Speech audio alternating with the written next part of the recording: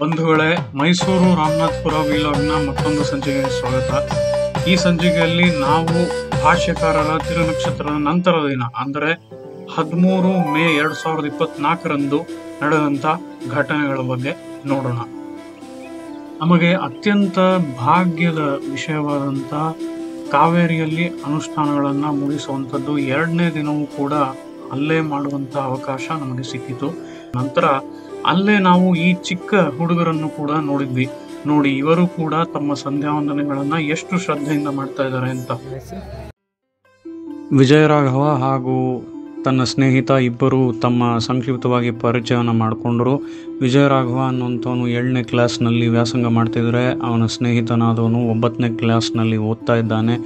ಇಬ್ಬರೂ ಸಹ ಮೊದಲಿಂದಲೂ ಅಂದರೆ ಚಿಕ್ಕ ವಯಸ್ಸಿನಿಂದಲೂ ಈ ರಾಮನಾಥಪುರದ ರಾಮಾನುಜ ಜಯಂತಿಯಲ್ಲಿ ಬಂದು ಪಾಲ್ಗೊಂಡು ಹಲವಾರು ಕೈಂಕರ್ಯಗಳನ್ನು ಮಾಡ್ತಾ ಇದ್ದಾರೆ. ಆಗ್ಲಿಂದಲೇ ಇವರಿಗೆ ಇದರಲ್ಲಿ ಬಹಳಷ್ಟು ಆಸಕ್ತಿಗಳಿವೆ. ಅದರೊಂದಿಗೆ ವೇದಪಾಠ ಸ್ತೋತ್ರ ಪಾಠಗಳನ್ನು 4-5 ವರ್ಷಗಳಿಂದ ಕಲಿತಾ ಇದ್ದಾರೆ.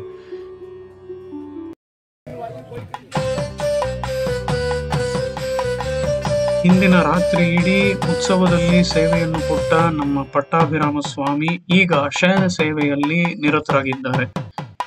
ಆದಿಶೇಷನಲ್ಲಿ ಶಯನ ಸೇವೆಯನ್ನು ಕೊಡುತ್ತಿರುವಂತಹ ನಮ್ಮ ಪಟ್ಟಾಭಿರಾಮ ಸ್ವಾಮಿ ಸೀತಾಮಾತೆಯೊಂದಿಗೆ ನೋಡುವುದಕ್ಕೆ ಕ್ಷೀರಸಾಗರದ ಶ್ರೀಮನ್ನಾರಾಯಣನಂತೆಯೇ ಇದ್ದಾನೆ ನೋಡಿ. ಇವರಿಗೆ ಮಂಗಳಹಾರತಿ ಹಾಗೂ ಶಾತುಮುರೈ ಕೂಡ ನಡೆಯಿತು.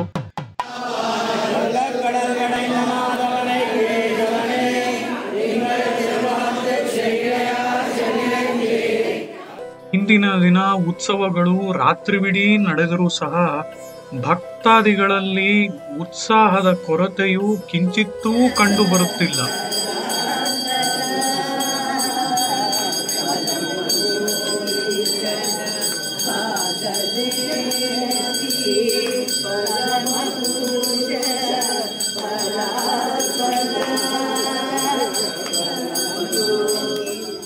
ಇದಾದ ಕೂಡಲೇ ನಾವು ಪಕ್ಕದಲ್ಲೇ ಇದ್ದಂತಹ ಶ್ರೀ ಲಕ್ಷ್ಮೀ ನೃಸಿಂಹಸ್ವಾಮಿ ದೇವಸ್ಥಾನಕ್ಕೆ ಬಂದ್ವಿ. ಇಲ್ಲಿ ಶ್ರೀ ಲಕ್ಷ್ಮೀ ನೃಸಿಂಹಸ್ವಾಮಿಯ ಸೌಂದರ್ಯವನ್ನು ಹಾಗೆ ಕಣ್ಣಿಂದ ಸೆಳಿತಾನೇ ಇರಬಹುದು. ಅದರ ಜೊತೆಗೆ ಅಲ್ಲಿ ಪ್ರಹ್ಲಾದ ವರದನಾಗಿ ಉತ್ಸವ ಮೂರ್ತಿಯಲ್ಲಿ ಆ ಲಕ್ಷ್ಮೀ ನೃಸಿಂಹಸ್ವಾಮಿ ಸೇವೆ ಕೊಡ್ತಾ ಇದ್ದಾನೆ. ಅದರ ನಂತರ ನಾವು ಇಲ್ಲಿ ಭಗವದ್ ರಾಮಾನುಜರನ್ನು ಕೂಡ ದರ್ಶಿಸಿಕೊಂಡು ಅದರೊಂದಿಗೆ ಇಲ್ಲೇ ಇದ್ದಂತಹ ಶ್ರೀ ರಾಮಮಿಶ್ರರು ಎನ್ನುವಂತಹ ಶೋಮಾಶಿ ಆಂಡಾನ್ ಅವರನ್ನು ಕೂಡ ದರ್ಶಿಸಿಕೊಂಡು ಶ್ರೀ ಕೃಷ್ಣನ್ ಸ್ವಾಮಿ ಅವರು ಶ್ರೀ ರಾಮಮಿಶ್ರ ಎನ್ನುವಂತಹ ಶೋಮಾಶಿ ಆಂಡಾನ್ ಅವರ ಬಗ್ಗೆ ಸಂಕ್ಷಿಪ್ತವಾಗಿ ಹೇಳುತ್ತಿರುವುದನ್ನ ನಾವು ನೋಡಿದ್ವಿ.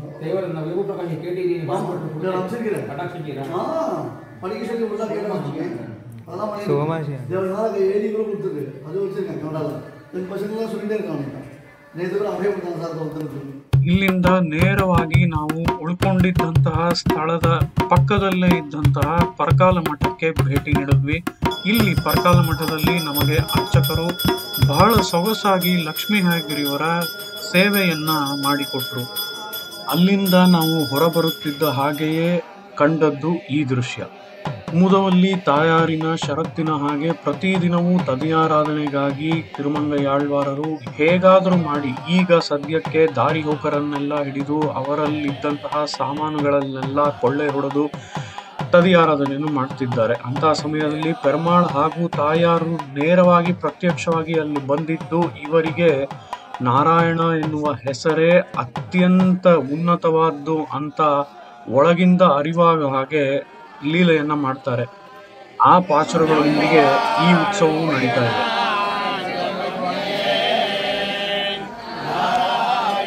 ಮತ್ತೊಂದು ಕಡೆ ನೋಡಿದ್ರೆ ಇಲ್ಲಿ ಬಹಳಷ್ಟು ಸಣ್ಣ ಸಣ್ಣ ಮಕ್ಕಳು ಹುಲಿ ವೇಷದೊಂದಿಗೆ ತಯಾರಾಗಿ ತಾವು ಅತಿ ಉತ್ಸಾಹ ಹಾಗೂ ಆಸಕ್ತಿಯಿಂದ ಇದ್ದಾರೆ. ಇದು ಈ ಊರಿನ ಹಲವು ವರ್ಷಗಳ ಅಭ್ಯಾಸವಂತೆ.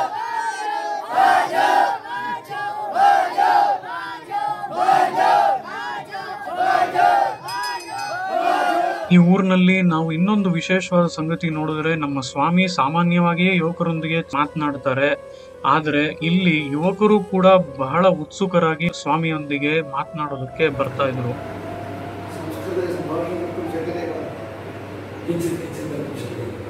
तत्प्रथम किंचित ಸ್ವಾಮಿ ರಾಮಾನುಜರ ಜಯಂತಿ ಉತ್ಸವದ ಸಲುವಾಗಿ ಇಲ್ಲಿ ರಾಮನಾಥಪುರದಲ್ಲಿ ನಾವು ನೋಡಿದಂತಹ ಅತ್ಯಂತ ವಿಶೇಷವಾದ ಇನ್ನೊಂದು ಸಂಗತಿ ಏನು ಅಂತ ಅಂದ್ರೆ, ಭಕ್ತಾದಿಗಳಿಗೆ ಪ್ರಸಾದಗಳು ಹಂಚಲಾಯಿತು, ಊಟವನ್ನ ಬಡಿಸಲಾಯಿತು. ಅದು ಪಂಕ್ತಿಯ ನಂತರ ಪಂಕ್ತಿ. ಜನರು ಬರ್ತಾನೆ ಇದ್ದಾರೆ, ನೂರಾರಲ್ಲ ಸಾವಿರಾರು ಜನ ಬರ್ತಾನೆ ಇದ್ದಾರೆ, ಎಣಿಸೋಕ್ಕೂ ಆಗಲ್ಲ. ಆ ರೀತಿ ನಡೀತಾನೆ ಇತ್ತು.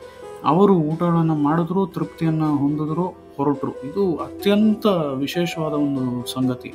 ಕೊನೆಯ ಕ್ಷಣದಲ್ಲೂ ಕೂಡ ನಮ್ಮ ಸ್ವಾಮಿಯವರೊಂದಿಗೆ ಅಲ್ಲಿರುವಂತಹ ಆಯೋಜಕರಾಗಿ ನಮಗೆ ಎಲ್ಲಾ ವ್ಯವಸ್ಥೆಗಳನ್ನು ಕೂಡ ಮಾಡಿಕೊಟ್ಟಂತಹ ಶ್ರೀನಿವಾಸ್ ಅನ್ನುವಂಥವರ ಮನೆಗೆ ಭೇಟಿ ನೀಡಿ ಅಲ್ಲಿಂದ ನಾವು ಹೊರಡುವಂತಹ ಸಮಯ ಕೊನೆಗೂ ಬಂದೇ ಬಿಟ್ಟಿತು.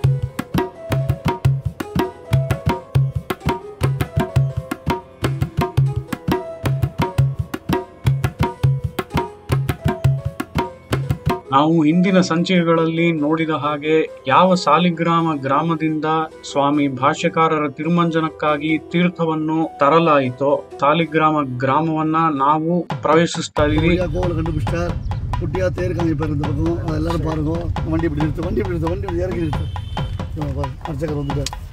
ದೇವಸ್ಥಾನದ ಎದುರಿನಲ್ಲಿ ಬಹಳಷ್ಟು ಮಟ್ಟಿಗೆ ಇವತ್ತಿಗೂ ಕೂಡ ಶುದ್ಧವಾಗಿರುವಂತಹ ಚಿಕ್ಕದಾದ ಕೊಳ ಕಂಡುಬಂತು. ಇದರ ವಿವರಗಳನ್ನು ಹಾಗೂ ಇನ್ನೂ ಮತ್ತಷ್ಟು ಸ್ವಾರಸ್ಯಕರ ಸಂಗತಿಗಳನ್ನು ನಾವು ಮುಂದಿನ ಸಂಚಿಕೆಯಲ್ಲಿ ಕಾದಿದ್ದು ತಿಳಿದುಕೊಳ್ಳೋಣ.